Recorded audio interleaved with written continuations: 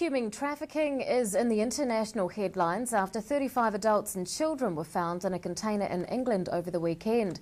It's believed that more than 2.5 million people a day are caught up in the practice. And while New Zealand is not subject to this level of activity, the government is diligent in regional and international efforts to combat trafficking. Here to talk more on the subject is Professor of International Relations, Robert Patman. Good evening. Good evening, Rebecca. Firstly, is human trafficking different from people smuggling? Yes, it is. I mean, human trafficking does not necessarily involve the illegal crossing of borders, and it can be done through conventional means of transport. Whereas people smuggling does involve normally the illegal crossing of borders. And there's another big difference in the people being transported, and that is that people being transported human trafficking, they're normally regarded as commodities by the people who are sending them, organising the transportation. People smuggling, it's normally the people who pay the smugglers to transport them. Yeah. How prevalent is human trafficking around the world? It's very difficult to put a really accurate figure on this because the nature of the crime is sensitive and people do not advertise they're engaged in it. But the figures you quoted at the beginning of your intro today is by the UN have said that they think about 2.5 million people at any one time are subject to this process known as human trafficking. Why do people trade humans? I think the principal motives are greed. It's highly profitable, and also the fact is it's relatively low risk for the organisations involved. Do we know anything at all about this current situation that's unfolding in the UK in that regard of who sent these people? Well, that's a very good question. I mean, often who are involved in these sort of organisations, they can be transnational criminal groups, they can be decentralised criminal groups, they can be a variety of people involved in this.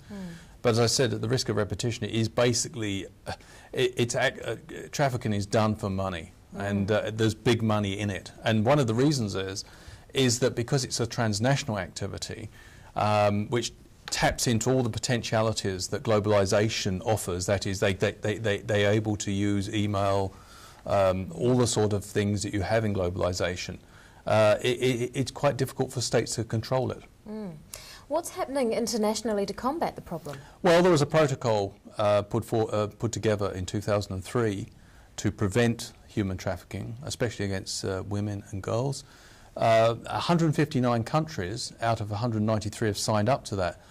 But the devil is in the detail. It's one thing to sign up to an agreement, it's another thing to implement it. And the reason why it's difficult to implement is because there are different standards of governance across countries. That is, some countries are much more vigilant against human trafficking than others. And since we don't at the moment have a sort of overarching international organisation which deals with this problem, a sort of global police force dealing with human trafficking, then there's plenty of opportunities for criminals to exploit loopholes. If you look at countries which are loosely governed, which have weak governance, failed states, then these are countries which are very vulnerable to probing by transnational criminal groups, which are truly global in their reach. It does seem difficult to enforce a protocol when a lot of this sort of thing is happening under the radar. Yeah. Would that suggest then that officials in some countries know about it? I would say that officials in some countries get paid off by some of the organisations. Just because we have a relative, I mean, New Zealand's one of the least corrupt countries in the world. It's often, if you live in a country, and it's a privilege to live in this country, where there's such little corruption, you often assume that the rest of the world's like it. Well, it isn't. Are we seen as a likely destination? Well, according to the United States State Department, New Zealand is a destination for human trafficking, and in 2014 they reiterated this claim.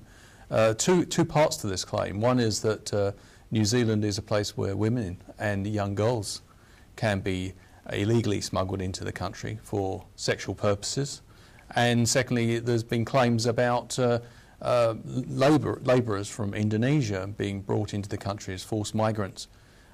New Zealand has vigorously denied this, but it was interesting, in May 2012, New Zealand did apparently intercept a flight which was leaving Kuala Lumpur for Christchurch, and made sure that 9 women who were aboard that plane were not allowed to leave, were not allowed to board it. They effectively intercepted it. They obviously had information that these women were being used for illegal purposes, and tried to nip the operation in the bud. Professor of International Relations, Robert Patman, thank you very much for your time.